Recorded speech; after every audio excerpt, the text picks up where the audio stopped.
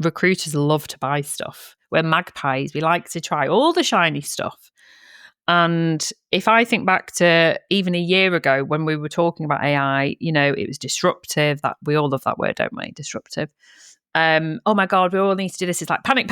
What we're doing. Oh my God, you need to get your systems in place. You need to do this, otherwise you're going to get left behind. And it's like, right, I think now where we're at, the next trajectory is, what don't we need? And that's where it's interesting, because I ask every single client, I always have, what's your CRM? That was like a basic question, but now it's like, what AI are you using? And I'm not joking. I would say at least a third have done nothing yet. Interesting. Nothing. They're not interested in automating their process. What they're using, and then I'll go, really? You're not? And they'll go, oh, well, you know what, we're using a note taker, whichever brand it is. They're using a note taker. And I'm like, so you are using AI? Because that's what we would do. We would use a note taker, because to me, it's like, why wouldn't you use a note taker? Absolutely. That one is a no-brainer. Everybody should be. That one's a no-brainer. Yeah. Like, I guess we're using ChatGPT to do this, and this. And it's like, so actually you are using it.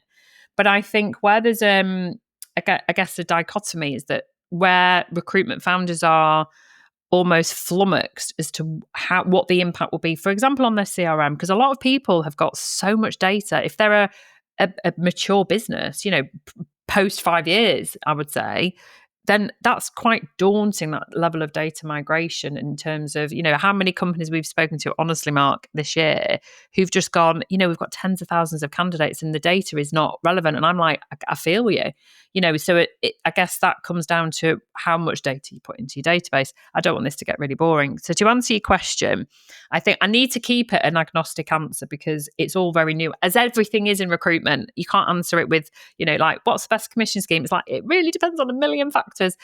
It really depends on what your business is, how much interaction you have with your actual community, with your clients, your candidates, your advocates, because, we have advocates in our communities, not just customers.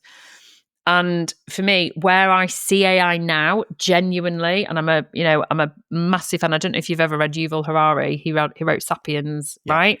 Yeah. I listen to his podcast, and I'm really like Mo Gawdat and all those people. I think that we will use it to get rid of all the boring stuff, all the stuff we hate, all the admin stuff that we hate. But what we will never use it for, in my opinion, which is where I think there's some that are doing this, is that outreach. It's so boring. It's terrible. The companies that seem to be excelling and propelling themselves probably are recruiting in the AI space. Little tip. But it doesn't necessarily mean that they're automating their entire process. They're still going out and doing client meetings. They're going to all the events. They're going to San Francisco. They're going over to Europe.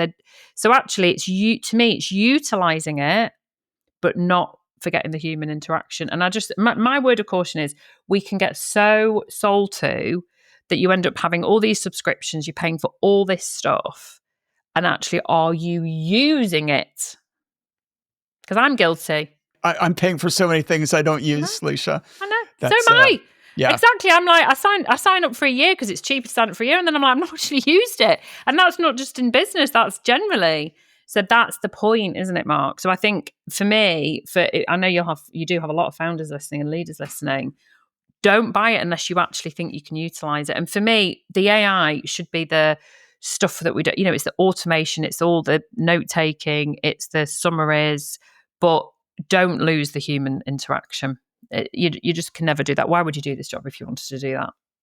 And just to underscore that, I love your idea of 1 day a week, or the equivalent of being in front of your clients, whether that is physically or virtually. It's having client meetings like that. I never understood that. To me, is my favorite part of the job when I was a recruiter. Brilliant. Then why wouldn't you do that? You get so much from those conversations. That's brilliant that you re-emphasize that. You want to understand a client's EVP. You want to understand a culture. Get in front of your client. Go and sit in their reception. Get there a bit early. Then you'll really know what it's like in there. You'll know whether they're on the phone or whatever it is that they do. If you're not a rec to rec, obviously most of your listeners, I'm guessing, aren't rec to recs.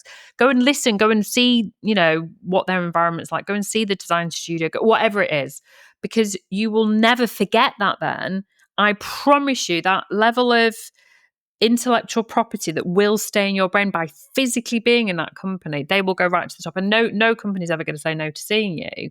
And who do you think their loyalty will be to? And do you know what? Let's face it, life is so miserable otherwise. Go and have some fun.